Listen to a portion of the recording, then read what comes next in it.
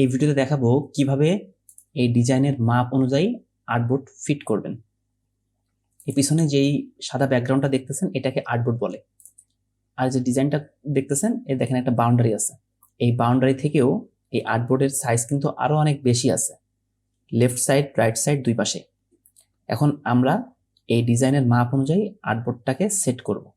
তার জন্য আমরা এখান থেকে এইটাই ক্লিক করব।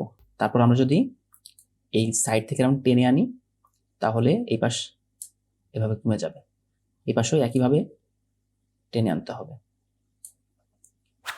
উপরের থেকেও নিচ থেকেও। এখন যদি আমরা সিলেকশন টুলে প্রেস করি তাহলে এই দুই সাইডে যে এক্সট্রা পার্টগুলো ছিল সেগুলো রিমুভ হয়ে গেছে, অর্থাৎ আর্টবোর্ডটা এই ডিজাইনের সাথে ফিট হয়ে গেছে। আপনারা এভাবে যে কোনো ডিজাইনের মাপ অনুযায়ী আর্টবোর্ডটাকে ফিট করে ফেলতে পারবেন। ধন্যবাদ ভিডিওটা দেখার জন্য। পরবর্তী ভিডিওর জন্য এই চ্যানেলটাকে সাবস্ক্রাইব করে রাখেন।